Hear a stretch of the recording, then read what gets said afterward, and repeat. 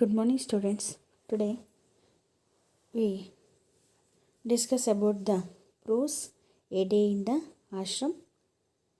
It is a very interesting story about Shantiniketan. This prose it was written by C.F. Andrews. Dear students, already you learned this lesson in the previous class videos.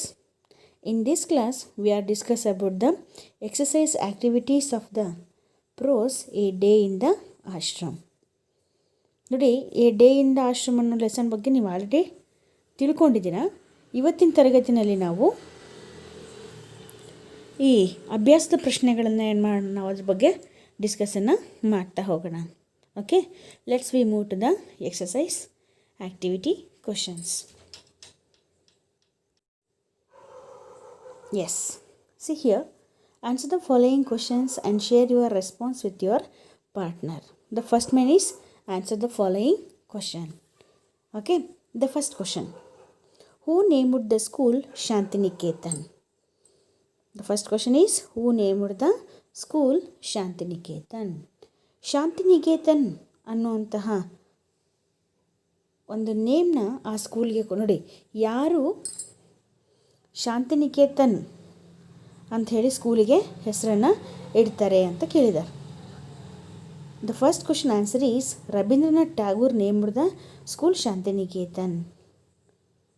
Ravindranath Tagore ಅವರು ಶಾಂತಿನಿಕೇತನ್ನ school ಹೆಸರನ್ನು ಸ್ಕೂಲಿಗೆ ಇಡ್ತಾರೆ. Okay, it's a very easy question. Who named the school Shantiniketan? Rabindranath Tagore named the school Shantiniketan. Okay, this is about the first question. Next, we are moved to the second question. When does the day in Shantiniketan begin? See here, they are asking about when does the day in Shantiniketan begin. Shantiniketan ಎಷ್ಟೊತ್ತಿಂದ, ಯಾವಾಗಿಂದ begin ಅಂದರೆ start ಆಗ್ತಾಯಿತ್ತು. ಶಾಂತಿನಿಕೇತನ್ ದಿನ ಯಾವಾಗಿನಿಂದ start ಆಗ್ತಾಯಿತ್ತು ಅನ್ನೋದು second question ಆಗಿದೆ. The answer is the day begins long before sunrise. ಅಂದರೆ ಸೂರ್ಯಾಸ್ತ ಆಗೋದಕ್ಕಿಂತ ಮುಂಚಿಂದನೇ ಏನಾಗ್ತಿತ್ತು, ಶಾಂತಿನಿಕೇತನ್ನ ದಿನ ಆರಂಭ ಆಗ್ತಾಯಿತ್ತು. Okay, the second question answer is the day begins long before sunrise. ಓಕೆನಾ? See here student, here is a word sunrise. Do you know what is the opposite word for a sunrise? Yes, sunset. Sunset is the opposite word for sunrise. Okay na, sunrise ಅಂದರೆ ಸೂರ್ಯ ಉದಯ ಆಗುವಂಥದ್ದು, sunset ಅಂದರೆ ಸೂರ್ಯ ಮುಳುಗೋ ಹೋಗುವಂಥದ್ದು, ಅಸ್ತಮ ಆಗ್ತಕ್ಕಂಥದ್ದು. ಓಕೆನಾ? Yes, this is about the second question. Okay, the second question answer is the day begins long before sunrise. ಸೂರ್ಯಾಸ್ತ ಆಗೋಷ್ಟೊತ್ತಿಗೆ ಏನಾಗಿರುತ್ತೆ, ಅದಕ್ಕಿಂತ ಮುಂಚೆನೇ ಶಾಂತಿನಿಕೇತನ ದಿನ ಆರಂಭ ಆಗ್ತಾಯಿತ್ತು. ಅಂದರೆ ಸೂರ್ಯಾಸ್ತಮದಷ್ಟೊತ್ತಿಗೆ ಏನಾಗ್ತಾಯಿತ್ತು, ಸ್ಟಾರ್ಟ್ ಆಗ್ತಾಯಿತ್ತು. Okay, next the third question. What is termed by Gurudev as the darling of our hearts? ಓಕೆನಾ? ಸೊ ನೋಡಿ, ಇಲ್ಲಿ what is termed by Gurudev ಅಂದರೆ ಇಲ್ಲಿ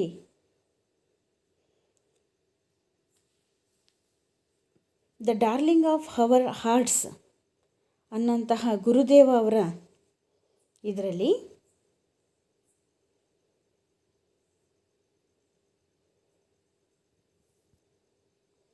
ನೋಡಿ, ಈ ಗುರುದೇವ ಅವರ the darling of our hearts ಅನ್ನೋದರಲ್ಲಿ ಯಾವುದ್ರ ಬಗ್ಗೆ, ಏನರ ಬಗ್ಗೆ ಅವರು ನಮಗೆ ತಿಳಿಸ್ಕೊಡ್ತಾ ಇದ್ದಾರೆ ಅಂತ ಪ್ರಶ್ನೆಯನ್ನು ಕೇಳಿದ್ದಾರೆ. ಓಕೆನಾ? The answer is Shantiniketan is termed as the darling of our arts. The darling of our arts, ಇದರಿಂದ ಗುರುದೇವ ಅವರು ಏನನ್ನು ತಗೊಂಡಿದ್ದಾರೆ ಅಂಥೇಳಿ ಕೇಳ್ತಿದ್ದಾರೆ. ಸೊ ಇಲ್ಲಿ ನೋಡಿ, ಡಾರ್ಲಿಂಗ್ ಆಫ್ ಅವರ್ ಹಾರ್ಟ್ಸ್ ಅಂತಕ್ಕಂಥದ್ದಿಂದ ಶಾಂತಿನಿಕೇತನ್ ನೇಮನ್ನು ಏನು ಮಾಡ್ತಾರೆ, ಗುರುದೇವ ಅವರು ಸೆಲೆಕ್ಟ್ ಮಾಡಿಕೊಡ್ತಾರೆ. ಓಕೆನಾ? This is about the third question. Next we are move to the fourth question. Which phrase used in paragraph 1 means both the old and the young people. ಓಕೆನಾ? So ನೋಡಿ, which phrase ಅಂದರೆ ಇಲ್ಲಿ ಯಾವ ಒಂದು ವಾಕ್ಯವನ್ನು ಮೊದಲನೇ ಪ್ಯಾರಾಗ್ರಾಫಿಂದ ತಗೊಂಡಿದ್ದಾರೆ, ಯಾವುದಕ್ಕೆ ಸಂಬಂಧಪಟ್ಟಂತೆ? Both the old and the young people. ಓಕೆನಾ? ಸೊ ಫಸ್ಟ್ ಪ್ಯಾರಾಗ್ರಾಫಲ್ಲಿ ನಾವು both the old and Young people ಅನ್ನುವಂಥ ಒಂದು ಫ್ರೇಸನ್ನು ನಾವು ನೋಡ್ತೀವಿ. ಇದರ ಅರ್ಥ ಏನು ಅಂತ ಕೇಳಿದ್ದಾರೆ. ಫಸ್ಟ್ ಪ್ಯಾರಾಗ್ರಾಫಲ್ಲಿ ನಾವು both the old and the young people ಅನ್ನುವಂಥ ಒಂದು ಫ್ರೇಸನ್ನು ನೋಡ್ತೀವಿ. ಅದರ ಮೀನಿಂಗ್ ಏನು ಅಂತ ಕೇಳಿದರೆ, the phrase used is old and Young alike. ಓಕೆನಾ? ಇಲ್ಲಿ ಫ್ರೇಸಲ್ಲಿ ಏನು ಯೂಸ್ ಮಾಡಿದ್ದಾರೆ ಅಂತ ಹೇಳಿದರೆ, ಓಲ್ಡ್ ಆ್ಯಂಡ್ ಯಂಗ್ ಅಲೈಕ್ ಅನ್ನೋದನ್ನು ಏನು ಮಾಡಿದ್ದಾರೆ, ಇಲ್ಲಿ ಯೂಸ್ ಮಾಡ್ತಾ ಹೋಗಿದ್ದಾರೆ. This was the phrase used in the first paragraph. ಈ ಫ್ರೇಸನ್ನು ಅಂದರೆ ಓಲ್ಡ್ ಆ್ಯಂಡ್ ಯಂಗ್ ಅಲೈಕ್ಗೆ ಸಂಬಂಧಪಟ್ಟಂತಹ ಒಂದು ಫ್ರೇಸನ್ನು ಏನು ಮಾಡಿದ್ದಾರೆ, ಫಸ್ಟ್ ಪ್ಯಾರಾಗ್ರಾಫಲ್ಲಿ ಯೂಸ್ ಮಾಡ್ತಾ ಹೋಗಿದ್ದಾರೆ. Okay, this is about the fourth question answer. Next we are move to the fifth question. The boys in Shantiniketan get up early in the morning. So you already know that the boys of Shantiniketan, they get up early in the morning. Who else are the early risers? ನೋಡಿ, ಶಾಂತಿನಿಕೇತನದಲ್ಲಿ ಸ್ಟಡಿಯನ್ನು ಮಾಡ್ತಾ ಇದ್ದಂಥ boys, ಅವರು ಬೆಳಗಿನ ಜಾವನೇ ಏನು ಮಾಡ್ತಾಯಿದ್ರು, ಹೇಳ್ತಾಯಿದ್ರು. ಇದು ನಿಮಗೆ ಗೊತ್ತಿರ್ತಕ್ಕಂಥದ್ದು. ಹಾಗೆಯೇ who else are the early risers. ಇಲ್ಲಿ ಎಲ್ಸ್ ಅಂತ ಹೇಳಿದ್ರೆ ಜೊತೆಗೆ ಅನ್ನೋ ಅರ್ಥ ಬರ್ತಾ ಹೋಗುತ್ತೆ. ಓಕೆನಾ? ಆ ಬಾಯ್ಸ್ ಜೊತೆಗೆ ಮತ್ತಿನ್ಯಾರು ಹೇಳ್ತಾಯಿದ್ರು, ಅರ್ಲಿ ಮಾರ್ನಿಂಗ್ ಯಾರು ಹೇಳ್ತಾಯಿದ್ರು ಅಂಥೇಳಿ ಪ್ರಶ್ನೆನ ಕೇಳಿದ್ದಾರೆ. The answer for this question is the birds are the early risers. ಆ ಹುಡುಗರ ಜೊತೆಗೆ ಏನಾಗ್ತಿದ್ವು, ಅಲ್ಲಿರ್ತಕ್ಕಂತಹ ಬರ್ಡ್ಸ್ಗಳು ಸಹ ಏನು ಮಾಡ್ತಿದ್ವು, ಅರ್ಲಿ ಮಾರ್ನಿಂಗು ಎದ್ದೇಳ್ತಾ ಇದ್ವು. ಓಕೆನಾ? This is about the fifth question. Next, we are moved to the another main. These are the 2 marks questions. Okay, C2 main. Answer the following questions and share your response with your partners. Actually, these C2 main questions, they are the 2 marks questions. Okay, the first question. What kind of work do the boys practice in the afternoon? What kind of work, ಎಂತಹ ಕೆಲಸವನ್ನು do the boys practice in the afternoon. Actually the Shantiniketan boys, what kind of work they are doing in the time of afternoon. ಅಂದರೆ ಶಾಂತಿನಿಕೇತನದ ಹುಡುಗರು ಮಧ್ಯಾಹ್ನದ ವೇಳೆಗೆ ಎಂತಹ ಕೆಲಸಗಳನ್ನು ಅವರು ಮಾಡ್ತಾಯಿದ್ರು ಅಂತ ಕೇಳಿದ್ದಾರೆ. ಓಕೆನಾ? ಇದು 2 C2 ಮೇನ್ನ ಫಸ್ಟ್ ಕ್ವಶನ್. ಆನ್ಸರ್ ಏನಪ್ಪ ಅಂತ ಹೇಳಿದ್ರೆ, the boys practice handy work such as carpentry, mechanics, spinning, weaving, painting, drafting and musical instruments. See these kind of work the boys practice in the afternoon. ಶಾಂತಿನಿಕೇತನದಲ್ಲಿರ್ತಕ್ಕಂತಹ boys ಮಧ್ಯಾಹ್ನದ ವೇಳೆಗೆ ಯಾವ ಕೆಲಸಗಳನ್ನು ಮಾಡ್ತಾಯಿದ್ರು ಅಂತ ಪ್ರಶ್ನೆ ಕೇಳಿದ್ದಾರೆ. ಇದಕ್ಕೆ ಆನ್ಸರ್ ಏನಪ್ಪ ಅಂತ ಹೇಳಿದ್ರೆ, ದ ಬಾಯ್ಸ್ ಪ್ರಾಕ್ಟೀಸ್, ಶಾಂತಿನಿಕೇತನದ ಹುಡುಗರು ಪ್ರಾಕ್ಟೀಸ್ ಮಾಡ್ತಾಯಿದ್ರು ಏನನ್ನು, ಹ್ಯಾಂಡಿ ವರ್ಕ್ ಅಂದರೆ ಕೈಯಿಂದ ಮಾಡ್ತಕ್ಕಂತಹ ಕೈ ಕೆಲಸಗಳನ್ನು ಅವರು ಮಾಡ್ತಾಯಿದ್ರು. ಹಾಗಾದರೆ which are the handy works? Here the handiworks refers to carpentry, ಮರಗೆಲಸವನ್ನು ಮಾಡ್ತಾಯಿದ್ರು. ಮೆಕ್ಯಾನಿಕ್ಸನ್ನು ಏನು ಮಾಡ್ತಾಯಿದ್ರು. ಆ್ಯಂಡ್ ಸ್ಪಿನ್ನಿಂಗ್, ನೇಯೋ ಅಂಥದ್ದು. ವೀವಿಂಗ್, ಇದು ಸಹ ನೇಯೋ ಅಂಥದ್ದು ಅನ್ನೋ ಅರ್ಥ ಬರ್ತಾ ಹೋಗುತ್ತೆ. ಆ್ಯಂಡ್ ಪೇಂಟಿಂಗ್ ಮಾಡ್ತಾಯಿದ್ರು. ಡ್ರಾಫ್ಟಿಂಗ್ ಅಂತ ಹೇಳಿದ್ರೆ ನಕ್ಷೆಗಳನ್ನು ಅವರು ಬರಿತಾಯಿದ್ರು. And musical instrument, and also they are playing the musical instrument. These are the handy works practised by the Shantiniketan boys in the afternoon. ಮಧ್ಯಾಹ್ನದ ವೇಳೆ ಅಷ್ಟೊತ್ತಿಗೆ ಏನು ಮಾಡ್ತಿದ್ರು ಅವರು, ಈ ಹ್ಯಾಂಡಿ ವರ್ಕ್ಗಳನ್ನು ಅವರು ಮಾಡ್ತಾಯಿದ್ರು. Okay, this is about the first question. C2 main first question. Next we are discuss about the second question. What are Shantiniketan boys famous for? See, here they are asking about the Shantiniketan boys. What are Shantiniketan boys famous for? ಶಾಂತಿನಿಕೇತನದ ಹುಡುಗರು ಯಾವುದಕ್ಕೆ ಹೆಚ್ಚು famous ಆಗಿದ್ದರು ಅಂಥೇಳಿ ಪ್ರಶ್ನೆನ ಕೇಳಿದ್ದಾರೆ. Okay, Shantiniketan boys are famous for their sports and games. See here the Shantiniketan boys, they are famous for their sports and games. ಅಂದರೆ ಕ್ರೀಡೆಯಲ್ಲಿ ಅವರು ತುಂಬಾ ಫೇಮಸ್ ಆಗಿದ್ದರು. ಕ್ರೀಡೆಗಳಲ್ಲಿ ಆಟಗಳನ್ನು ಆಡೋದ್ರಲ್ಲಿ ಶಾಂತಿನಿಕೇತನ ಬಾಯ್ಸು ತುಂಬಾ ಜನಪ್ರಿಯತೆಯನ್ನು ಗಳಿಸಿದರು. Okay, this is about the second question. Actually it is a very easy question. Okay, next we are move to the third question.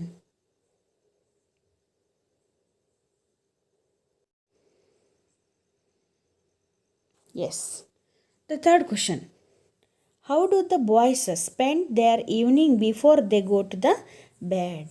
See here, the third question is, how did the boys spend their evening before go to the bed? ಅಂದರೆ ಹಾಸಿಗೆಗೆ ಅವರು ಮಲಗೋದಕ್ಕೆ ಹೋಗೋದಕ್ಕಿಂತ ಮುಂಚೆ ಸಂಜೆಯ ಸಮಯವನ್ನು ಹೇಗೆ ಕಳೀತಾ ಇದ್ರು ಅಂಥೇಳಿ third ಕ್ವಶನನ್ನು ಕೇಳಿದ್ದಾರೆ. ಓಕೆ, ರಾತ್ರಿ ಅವರು ಮಲಗೋದಕ್ಕೆ ಹೋಗೋದಕ್ಕಿಂತ ಮುಂಚೆ ಅಂದರೆ ಸಂಜೆಯ ಸಮಯವನ್ನು ಅವ್ರು ಹೇಗೆ ಕಳೀತಾ ಇದ್ರು ಅನ್ನೋ ಪ್ರಶ್ನೆಯನ್ನು ಇಲ್ಲಿ ಥರ್ಡ್ ಕ್ವಶನಲ್ಲಿ ಕೇಳಿದ್ದಾರೆ. The answer is, the boys meditate for some time, they participate in school gatherings, they tell fairy tales, recite short dramas and sing Gurudev's song. See, like these the Shantiniketan boys spend their evening before they going to bed. ಓಕೆನಾ? ನೋಡಿ, ಅವರು ರಾತ್ರಿ ಮಲಗೋದಕ್ಕೆ ಹೋಗೋದಕ್ಕಿಂತ ಮುಂಚೆ ಸಂಜೆ ಏನೇನು ಕೆಲಸಗಳನ್ನು ಮಾಡ್ತಾಯಿದ್ರು ಅಂದರೆ, the boys meditate for some times at the evening. ಸಂಜೆಯ ಸಮಯದಲ್ಲಿ ಸ್ವಲ್ಪ ಹೊತ್ತು ಏನು ಮಾಡ್ತಿದ್ರು, ಅವರು ಧ್ಯಾನವನ್ನು ಮಾಡ್ತಾಯಿದ್ರು. The boys meditate for some time, ಕೆಲವು ಸಮಯವನ್ನು ಧ್ಯಾನವನ್ನು ಮಾಡೋದ್ರಲ್ಲಿ ಅವರು ಕಳೀತಾ ಇದ್ದರು. They participate in school gatherings, ಹಾಗೆಯೇ ಶಾಲೆಯ ಕೆಲಸಗಳನ್ನು ಅವರು ಮಾಡ್ಕೊಳ್ತಾ ಇದ್ದರು.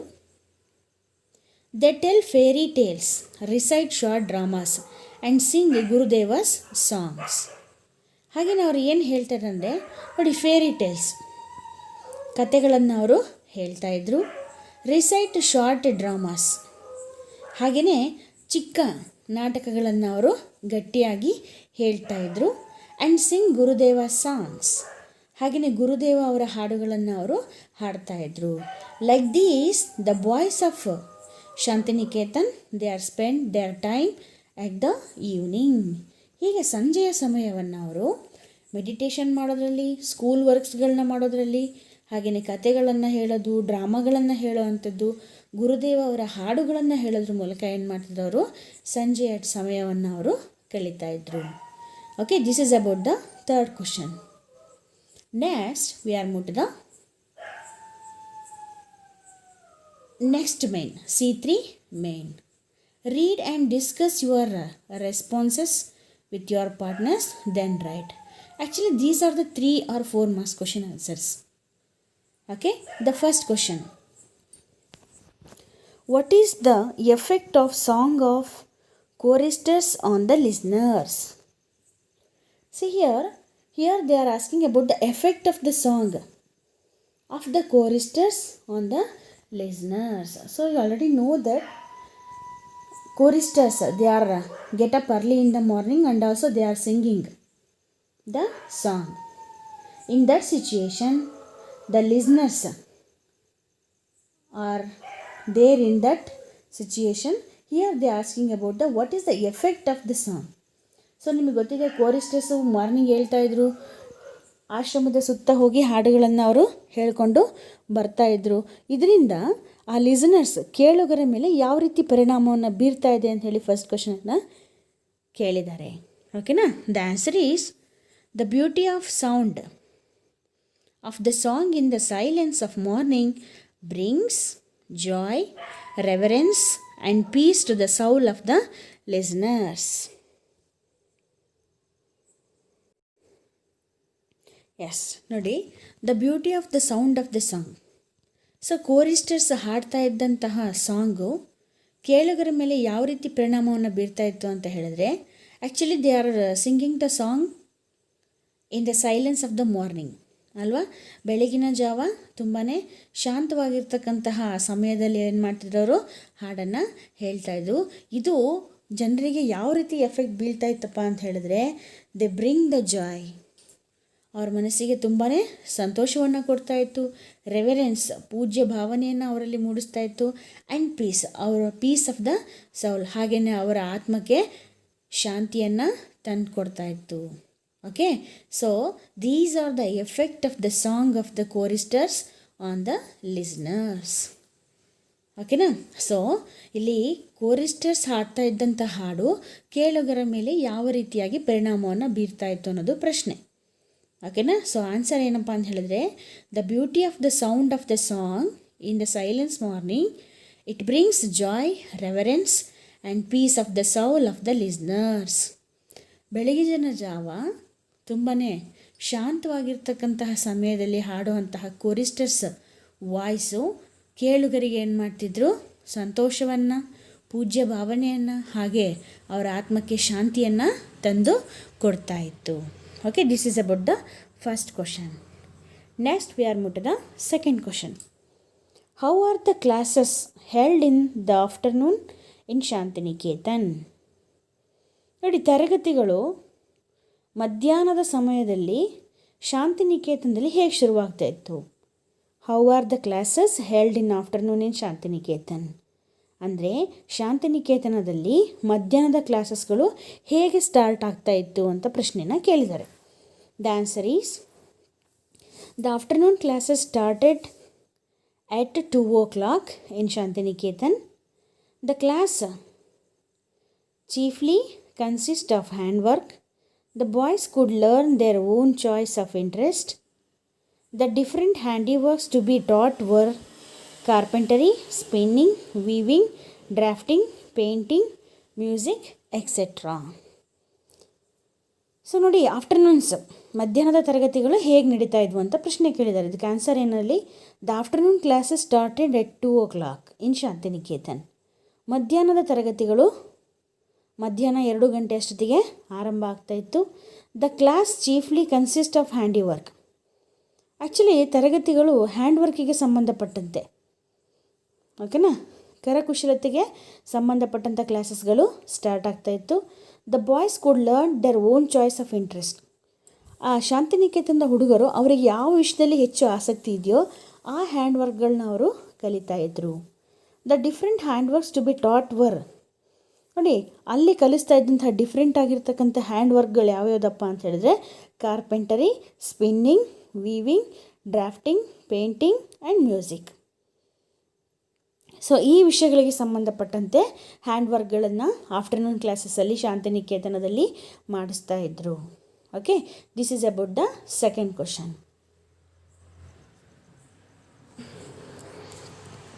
Next we are move to the third question. How do the boys spend their evening in Shantiniketan? ಸಂಜೆಯ ಸಮಯವನ್ನು ಶಾಂತಿನಿಕೇತನದ ಬಾಯ್ಸ್ ಹೇಗೆ ಕಳೀತಾ ಇದ್ರು ಅನ್ನೋದು third question. In the evening boys play in the field. They play a variety of games, especially football. After the game, the boys return from the play fields. All the boys sit to meditate in silence for a short time. So ಇಲ್ಲಿ ಸಂಜೆಯ ಸಮಯವನ್ನು ಶಾಂತಿನಿಕೇತನದ boys ಹೇಗೆ ಕಳೀತಾ ಇದ್ರು ಅನ್ನೋ ಪ್ರಶ್ನೆ ಇದೆ. ಅದಕ್ಕೆ ಉತ್ತರ ಏನು ಬರೀಬೇಕು ನೀವು? In the evening boys play in the field. So you also at the evening at your school you are playing the games ಅಲ್ವಾ? ನಿಮ್ಮಂತೆಯೇ ಶಾಂತಿನಿಕೇತನ ಹುಡುಗರು ಏನು ಮಾಡ್ತಾರೆ, ಸಂಜೆಯ ಸಮಯದಲ್ಲಿ ಆಟಗಳನ್ನು ಆಡ್ತಾಯಿದ್ರು ಮೈದಾನದಲ್ಲಿ. They play A variety of games. ಬೇರೆ ಬೇರೆ ರೀತಿಯಾಗಿರ್ತಕ್ಕಂತಹ ಡಿಫ್ರೆಂಟ್ ಆಗಿರ್ತಕ್ಕಂಥ ಗೇಮ್ಸ್ಗಳನ್ನು ಅವರು ಆಡ್ತಾಯಿದ್ರು. ಅದರಲ್ಲೂ ತುಂಬಾ ಎಸ್ಪೆಷಲಿ ಯಾವುದಪ್ಪ ಅಂದರೆ ಫುಟ್ಬಾಲನ್ನು ಹೆಚ್ಚಾಗಿ ಅವರು ಆಡ್ತಾಯಿದ್ರು. ಆಫ್ಟರ್ ದ ಗೇಮ್, ಆಟ ಮುಗಿದ ನಂತರ, the boys return from the play field. ಅವರ ಆಟ ಮುಗಿದ ನಂತರ ಏನು ಮಾಡ್ತಿದ್ರು, ಮೈದಾನವನ್ನು ಬಿಟ್ಟವರು ಅವ್ರು ವಾಪಸ್ಸು ಹೋಗ್ತಾಯಿದ್ರು. All the boys sit to meditate in silence for a short time. ಹಾಗೆಯೇ ಎಲ್ಲ ಹುಡುಗರು ಒಂದು ಕಡೆ ಕೂತ್ಬಿಟ್ಟು ಧ್ಯಾನವನ್ನು ಮಾಡ್ತಾ ಸೈಲೆಂಟಾಗಿ ಸ್ವಲ್ಪ ಹೊತ್ತು ಧ್ಯಾನವನ್ನು ಅವರು ಮಾಡ್ತಾಯಿದ್ರು. Like these the Shantiniketan boys spend their evening time in Shantiniketan. ಹೀಗೆ ಸಂಜೆಯ ಸಮಯವನ್ನು ಅವರು ಕಳೀತಾ ಇದ್ರು. This is about the third question. Okay, next we are move to the last question. How are the classes at Shantiniketan different from the classes in other school? ನೋಡಿ, it's a very important question. Okay, how are the classes at Shantiniketan different from the class in other school?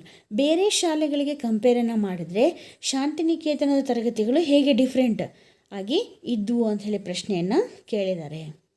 There are no class rooms in Shantiniketan. The classes are held in the open fields under the trees.